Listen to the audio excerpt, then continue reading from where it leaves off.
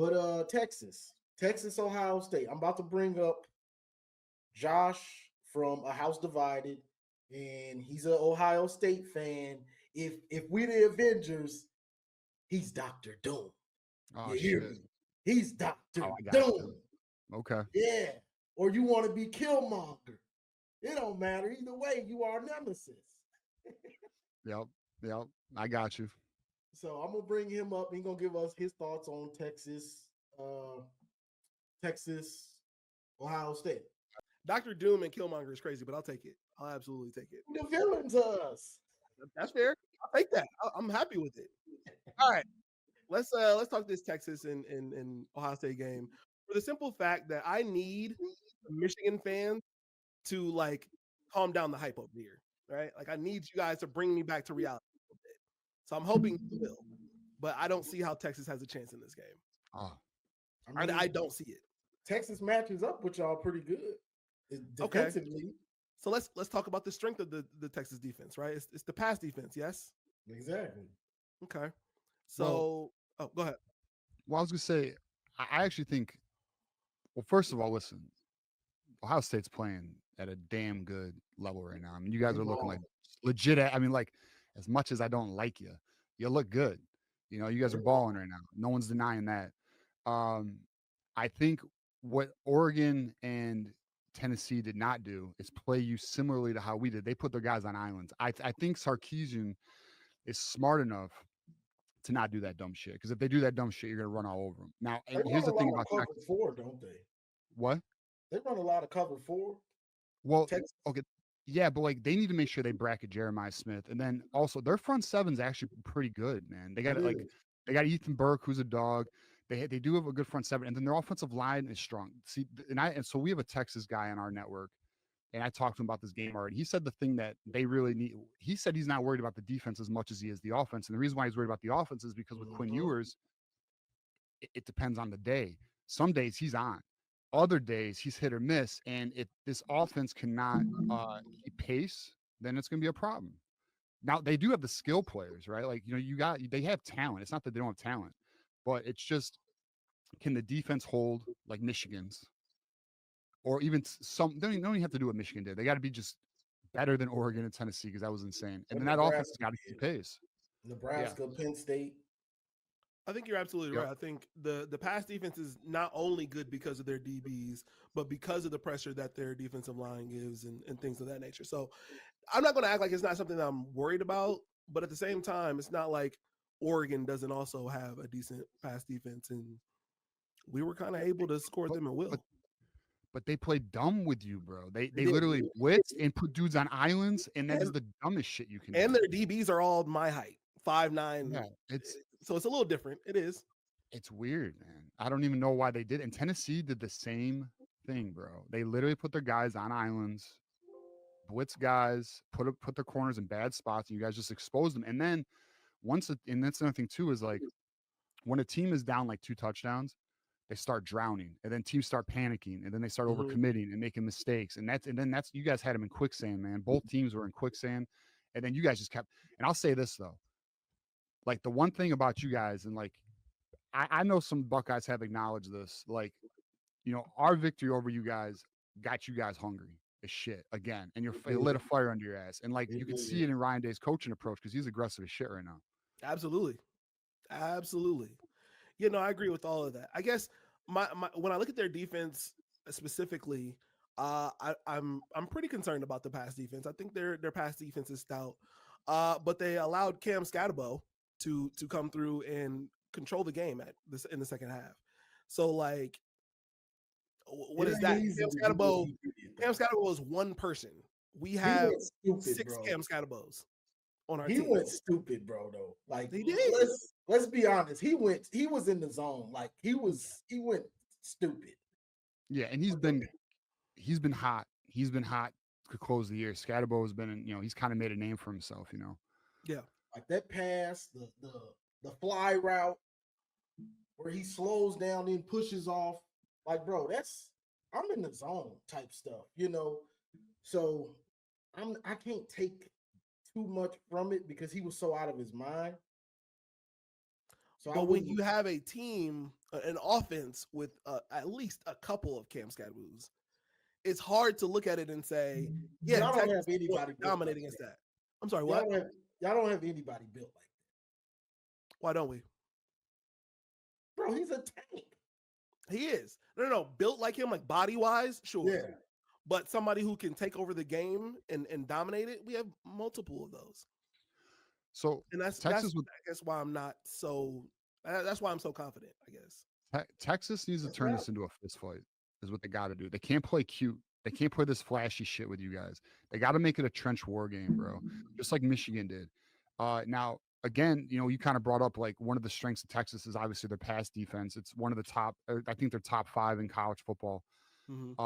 That'll help, but like Texas's front 7 has to get to Will Howard and make him uncomfortable. And like I think we would all agree, the hit that Will Howard took in the Michigan game likely had an effect on Will Howard. They need to get to Will Howard and get him good, bro, and get him uncomfortable again because he's comfortable as hell right now. Get him off rhythm, make him throw off platform.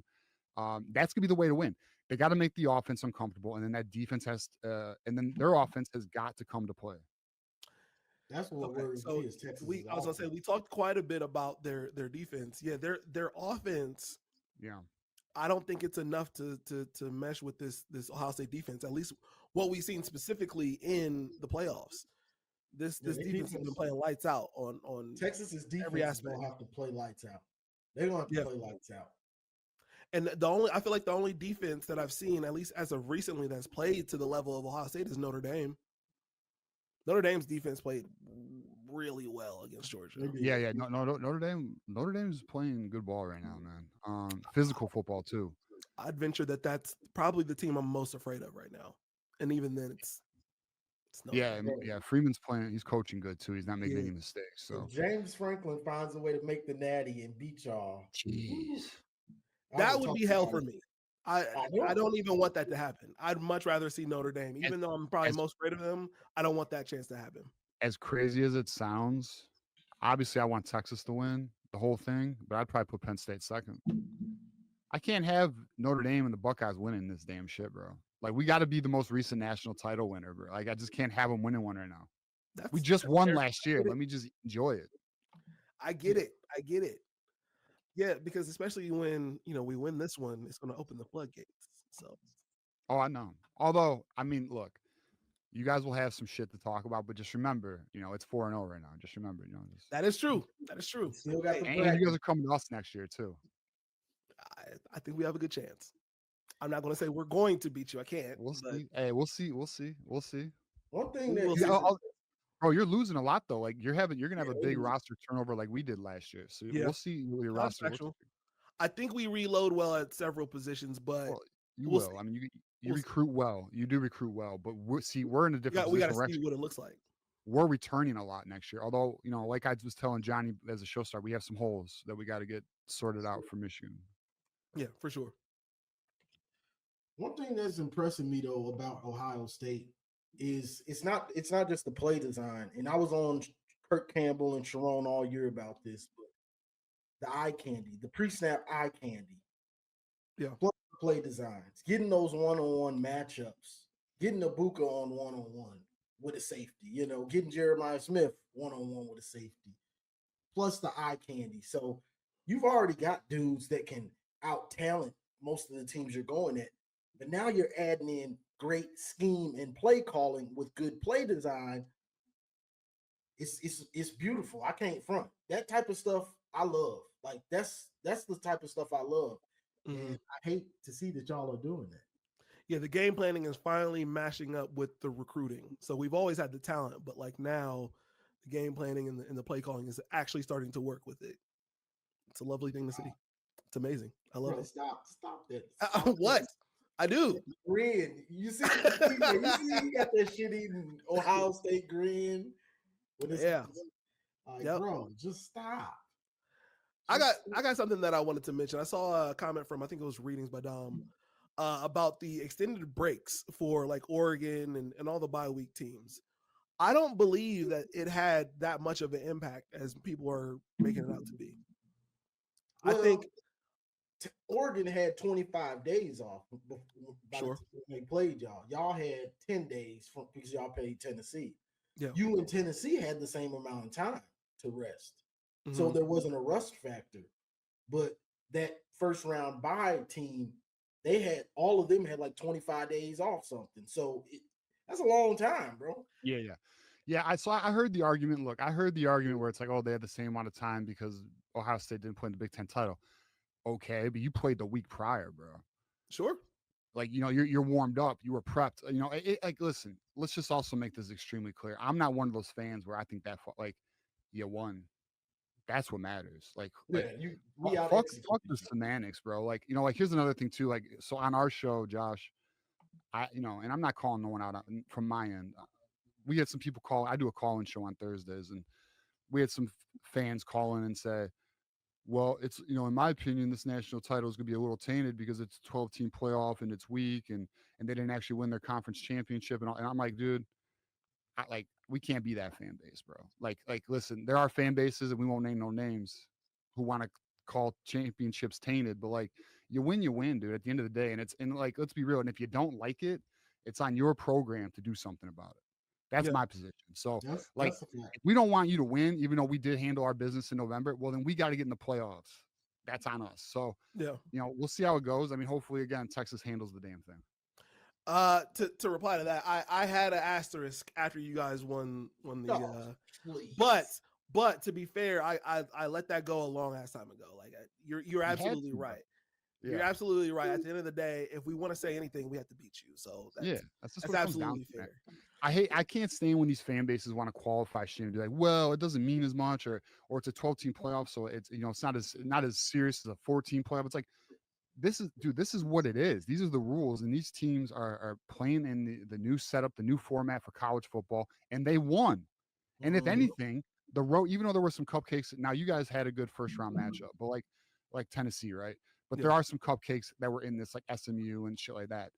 But at the end of the day, it's what the format is. And if anything, it's a longer road, which means there's a greater variance of injury and also getting worn down. Like, these college kids aren't used to playing this many games. So, you have not only the physical hurdles, but also the mental hurdles. At the end of the day, a win's a win, bro. Yeah. Win's a win. I agree with and if that. you guys get the natty, you get the fucking natty, but hopefully you don't. I'm like, so like, We'll listen, see. if you guys win it, you get it. But if you do get it, I ain't gonna like it. Facts. Yeah, I just feel like, so when it comes to the bye week specifically, we're talking about 4 teams. So we're talking about, first of all, 2 teams, Boise State and what was the other team? Arizona State, who probably shouldn't have even been there to begin with. They shouldn't have gotten a bye week to begin with. Bye week. Yeah, we agree with that. They should not get a bye week. They should have gotten the playoffs, but they shouldn't have been a bye week. So when we're already talking about how teams have performed in the bye week, we're talking about 2 teams who probably shouldn't even gotten that bye week to begin with. That's and then the other 2 teams are Oregon and Georgia. Right. Why didn't Oregon, being that they were not favorites, obviously we were the favorites for somehow going into that, how did Dan Lanning not get them prepared to face some sort of adversity? Obviously, Ohio State was going to come to punch you in the mouth. How did Dan Lanning not coach them to face that adversity? And the same thing for Kirby going against Notre Dame. Dan Lanning thought he won the Natty when he won the Big Ten championship. You're right. That's his problem. That's a problem. I think bro, that whole fan base thought they won a Natty, dude. When they won that game, it was like 2 a.m. because they got that West Coast time. I'm getting my fucking Twitter blown up, bro, by all these Oregon fans. That's what I said. You're not gonna win a Big Ten title like in August, like you guys ain't gonna win. I was like, welcome to the Big Ten. You're not gonna win this shit. They won, so I got a lot of people had those bookmarks, but so my shit was blowing up. But like, they really acted like they won a national, because we all know they want to be a blue blood, although they think they're going to be a blue blood after one national championship. Even if they get one, they've never had one. Right. But like, and by the way, it ain't something, you don't just become a blue blood. That takes forever. But yes, at the end of the day, like, I think that's what it is. They thought they made it, and they got a reality check. I mean, you guys literally, and I'll be real, I lost money on that game. I took Oregon. Yeah. But I mean, you guys, listen, you embarrassed the shit out of them on national television. Straight up. And I'm very happy about it. I didn't even expect like 34-0 at one point in the first half, but obviously ending the first half 34-8. I didn't expect that. I didn't know that was y'all coming, but destroyed them, and he looked stupid. And it felt good a little bit because he wanted to call timeout at Michigan. Are you not entertained and all this dumb stuff? You want to run it Yeah. up? Okay.